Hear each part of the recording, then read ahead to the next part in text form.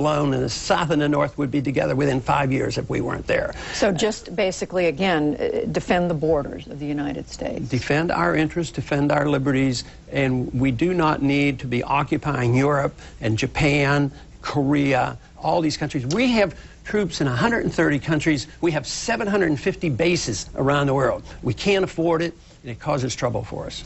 Another question back here at home. You're an obstetrician. You delivered, what, 4,000 babies over the course of your career in medicine. You did not, as I understand it, take Medicare and Medicaid payments from your patients. You either took nothing at all or you negotiated down.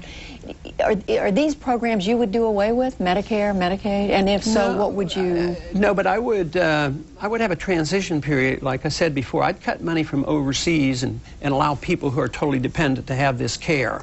But I'd let young people get out of Social Security and have them get options to have their own medical care. Because I was raised at a time when medical care was provided by a lot of people, and they had no government programs. And I never saw anybody out in the streets. I worked in a hospital in San Antonio. It was a church hospital, and it was always the lowest charge or nothing, and everybody was taken care of. Today, everything is the maximum charge because everybody's on third-party payments. The government has to pay, and nobody says who's the government, but the government can pay. So everybody gets the biggest bill possible. Everybody gets extra tests. So we have a system now that just encourages very, very expensive medicine, and it diminishes the chances of the poor people to have medical care. So get the federal government out of medical payments altogether. Eventually that is the case, but certainly in the transition period, that's not my goal, is to attack those programs. Matter of fact, I'm the only one that offers a way to pay for it. Right now they just add on.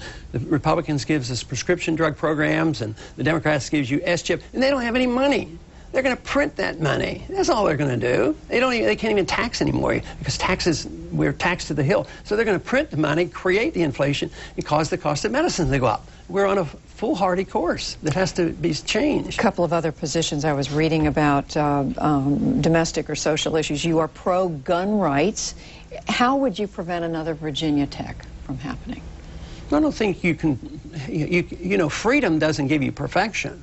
But everybody who's responsible for themselves, their house, their household, or their private property should provide the protection. So campuses should provide protection. My complaint about 9/11 was the responsibility didn't fall on the airlines. It fell on the government. And the government said no guns on the airplane. Pilots weren't allowed to have guns, and the passengers were instructed never resist a takeover.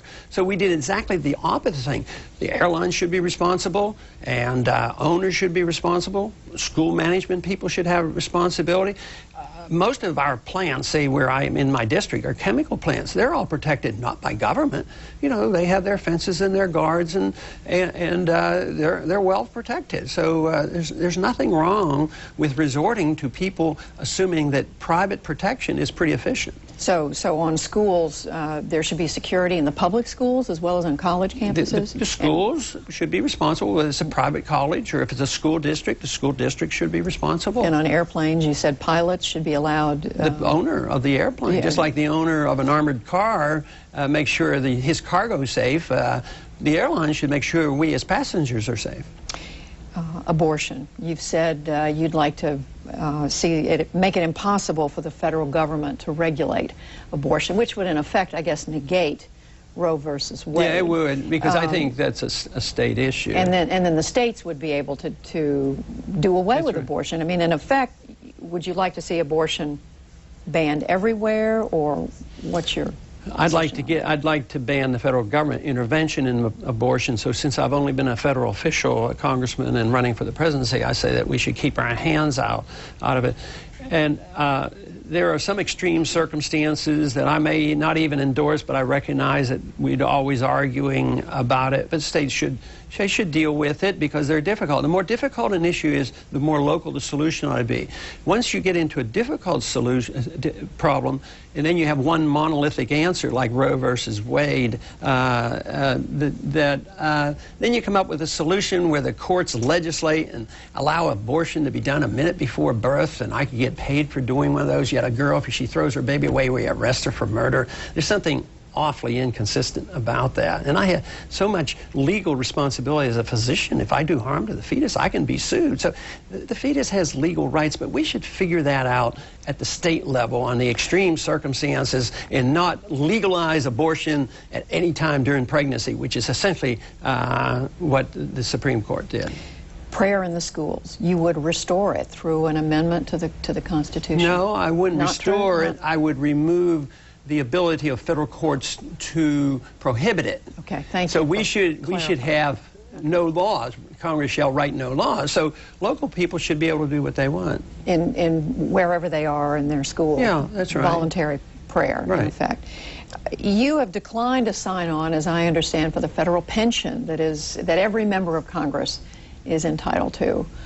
So my question is, you're not worried about your later years? I mean, you could live many more years. This is one position that I think my wife might disagree with me on. There goes our retirement. No, you know, I was into Congress in the 70s and 80s, and I've been back, so I've had a good many years, close to 20 years. I've been in the military, so there would be a nice pension fund. But when I started in Congress the very first time in '76, it was even then more lucrative than it is now, but it's a very lucrative, very beneficial pension fund. And I could not see, with me condemning, you know, the system, to on the side quietly participate in getting some very good benefits. So I just said, I'm not going to do it. I'll have to take care of myself some other way. Should everybody else follow suit, do you think? Or well, I think, no, I don't think we should have those kind of programs. I think citizens should be representing us in Congress, and the work should be reduced. We should cut their pay in half and let them go home and work. See, if I go home and practice medicine right now, the congressional rules say, you can't practice medicine. I don't want to take the lucrative pension fund, but ironically, if I wanted to work extra on the weekend, they won't allow me because they say it's a conflict of interest for me to go home and deliver a baby. So figure that out. And just quickly, I understand traveling around the country campaigning, you run into people you've actually delivered. Yeah, I think that's so neat. Because the other night we had a meeting up in New Hampshire. A young lady came on. She said, "You delivered me." And I said, "Do you want me to pick you up?" Since I held you for the first time. Is she voting for you, or did you know? Oh yeah, she was a strong supporter. All right. Congressman Ron Paul, thank you very much for being with us. We appreciate it. For more on Congressman Paul, you can visit our Vote 2008 website at pbs.org. All of our candidate interviews and campaign updates are also available there.